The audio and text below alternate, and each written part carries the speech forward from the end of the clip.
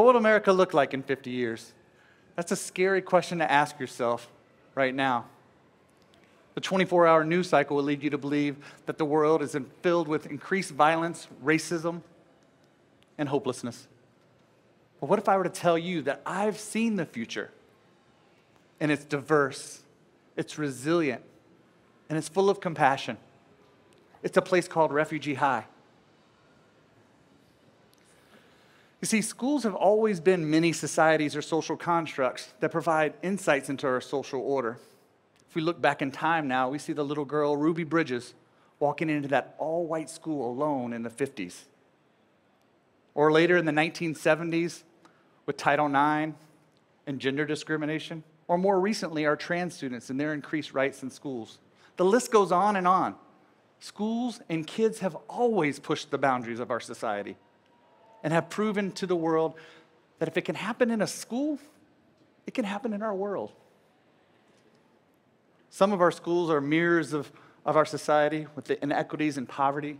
Some of our schools are windows into the future and filled with hope and innovation. And when we find those schools, we should learn from them. We should study them. We should celebrate them.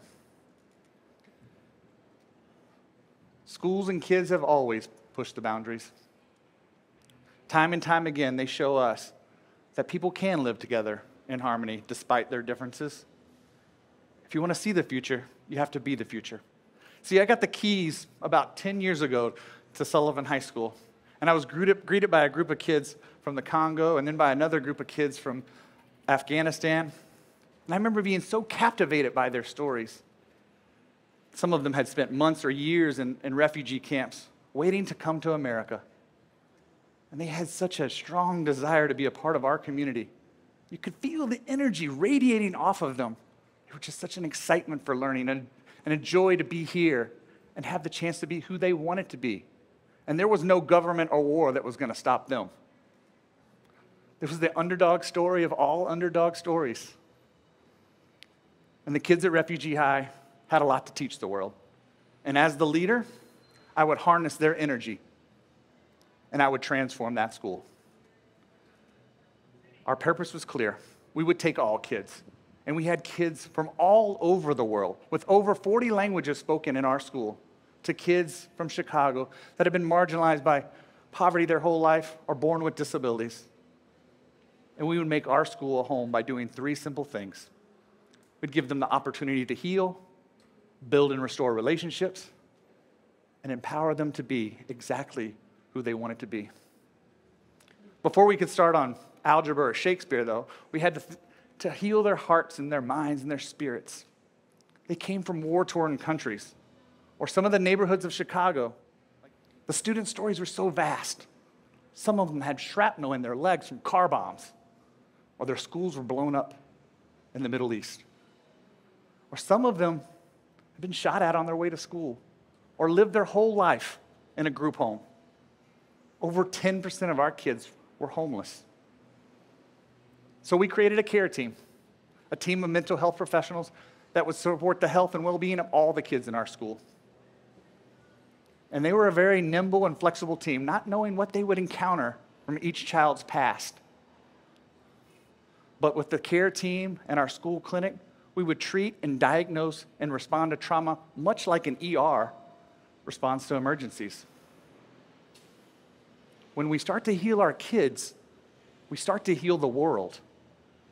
Our team started small, but we got local universities and non-for-profits to join us. And I'm proud to say that there's over a dozen clinicians serving the Refugee High students today. Our world is filled with so much hurt right now.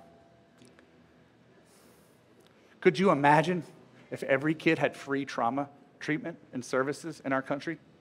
Could you imagine if every company and community had a care team? You have to see the future to be the future. When you create spaces for healing, you give opportunities for forgiveness and restoration. One of the most powerful scenes in our courts, you've seen it all, when the verdict's read and before the sentencing, it's when those that have been harmed get a chance to share their feelings with those that harmed them. Doesn't happen in all cases, just some. It's such a powerful moment for humans when they're able to share their hurt and their feelings. In some ways, it's probably where forgiveness begins. I think I first started to believe when I was able to sit down with two young men that had shot each other a few months earlier. In that room with those two young men, you could taste the tension in the air. But it gave them both a chance and an opportunity to share their stories of that horrific day that they fired gunshots at each other. One ended in critical care in the hospital. Neither one of them trusted the police. They trusted me, though, and they trusted the restorative process. And they made agreements that day to never harm each other again. And they walked the halls of our school, never to have another altercation. And they walked across that stage on graduation together. And that's still one of the most proud days of my life as a principal. The Peace Room at Refugee High taught kids that conflicts are natural. And they happen every day in our lives. And if we can listen to each other, we can change the world, but we can also end conflicts before they become violent.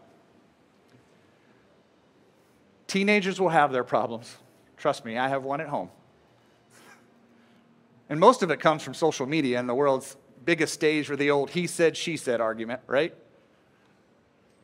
But we ask them to listen to each other. And when they yelled at each other, we asked them to listen to each other. And when they hit each other, we asked them to listen to each other. I didn't suspend them and send them home to social media and their screens. I asked them to listen to each other. And often you would hear a fight in the hallway when two kids bumped each other was really just the kid was mad at his mom and he got bumped and he took it out on the other kid. Or sometimes a little girl would bring a knife to school. And you think, is she bringing that knife to hurt someone here? But after you talk to her, you hear that as she walks to school in the morning, she's been intimidated by men on her way to school, and the knife was for protection. The power to restore relationships is the power to listen to the story, to hear the hurt, to own your mistakes when you've harmed another person. And we took a school from 500 suspensions a decade ago to 15. A school with over 70 arrests to 0. Could you imagine if our communities had peace centers? And instead of going to the cops and telling them about a crime that was committed, you could say, I want to meet with that person. I want to talk to them. I want to share my story. If we can teach peace now, we can see peace in our future. Everything we did at Sullivan was in service to the child's story. Because the story is where empathy lives and our connections begin. And we wanted to make deeper connections with our students and have them tell us everything. The teacher's quest was to find out what they loved about school, what they hated about school, their reading levels, their math levels, who they trust and who they don't trust, and why. All of this was to help us understand who they are and help us cater to their needs and their strengths. After all, this was their school. And they loved their school. They loved their school because we listened to them. This personalized approach gave us new insights into their stories and their trauma.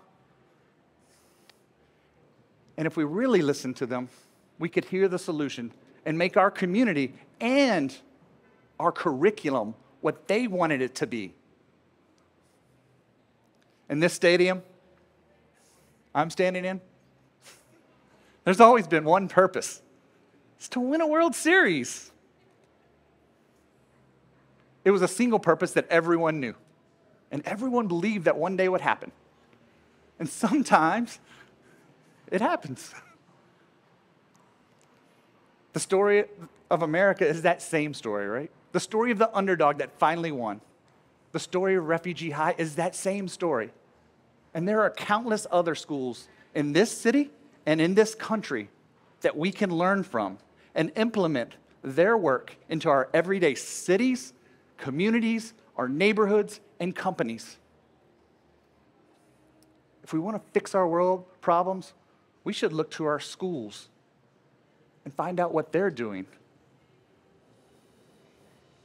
In the end, we overcame poverty, lack of resources, language barriers, trauma, because every action we took came back to our purpose and our values. We can't expect our schools alone to fix the problems, but we can start to look to our schools to help us start to solve them. If we see the future, we can be the future. Thank you.